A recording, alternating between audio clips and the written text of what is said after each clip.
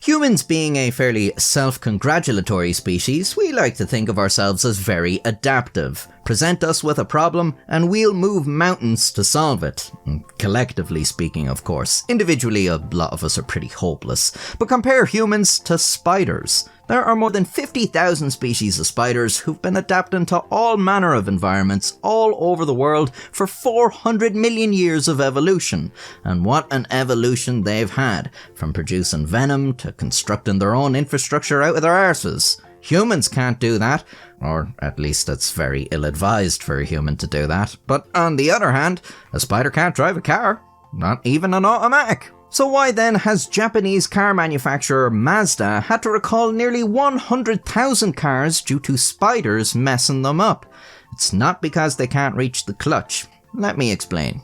In 2011, Mazda recalled 52,000 Mazda 6 vehicles in North America. The reason they gave was that Yellow Sac Spiders seemed particularly attracted to the cars, and were climbing into the vent line that connects the fuel tank to the evaporation canister.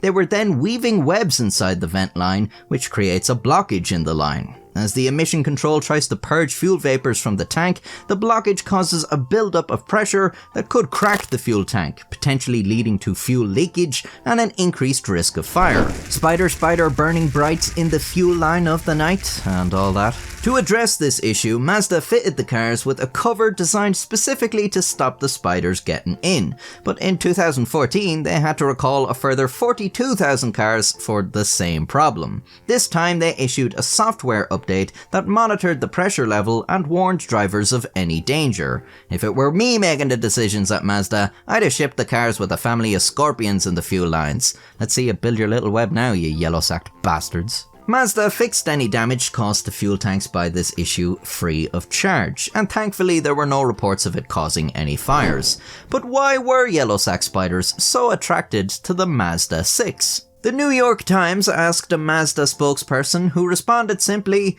"Don't ask me. I'm terrified of the damn things." Now there's a reassuring answer. Don't ask me why my company's shipping kiddie pools filled with used syringes. I hate needles. Well, I can explain why the Yellow Sac Spiders were doing this, or at least regurgitate what I read online. In nature, these fellas are nocturnal, and they seek out dark, tube-shaped environments to build their shelters and wait for night to fall. They use hydrocarbons as scent markers, and gasoline is primarily composed of hydrocarbons. So apparently they just like the smell of petrol. I mean, I do too, but I wouldn't want to spend all day in a dingy, petrol-soaked tube inhaling fumes. Now that I say it out loud, it does sound more attractive than I'd originally thought. But why the Mazda 6 in particular? And why did the car apparently not have this problem outside of North America? Well, we may never know exactly why, but the affected cars were all manufactured between 2009 and 2012 in a plant in Flat Rock, Michigan. Mazda stopped production in this plant in 2012, and any Mazda 6s made after then don't seem to have the problem. So the issue seems to stem from whatever was going on in that factory. Maybe it was built on an ancient spider burial ground, I don't know. Now, of course, any board of directors would have expelled me from the company after trying to solve the issue with scorpions, but if it was still me in charge, my next decision would be to make a new roadster called the Mazda Spider, so that when you googled that, you wouldn't see anything about this embarrassing debacle. And also because Spider is a sick name for a car. Cases in point, the Fiat 124 Spider, the Ferrari 458 Spider, the Maserati MC20 Cielo Spider, the Lamborghini Huracan Spider, the McLaren 720S Spider, and so on. Fun fact, the term spider for cars is actually derived from horses, kind of. The term dates back to the 19th century when lightweight, sporty, horse-drawn carriages were called spiders due to their spindly appearance, and car manufacturers have revived the term to describe their sporty, open-top models. So there you go, spiders have played a bigger part in the automotive industry than you probably thought. Damn, maybe they are more adaptive than us after all. Maybe this whole time it's been spiders pulling the strings. They are generally quite good at that.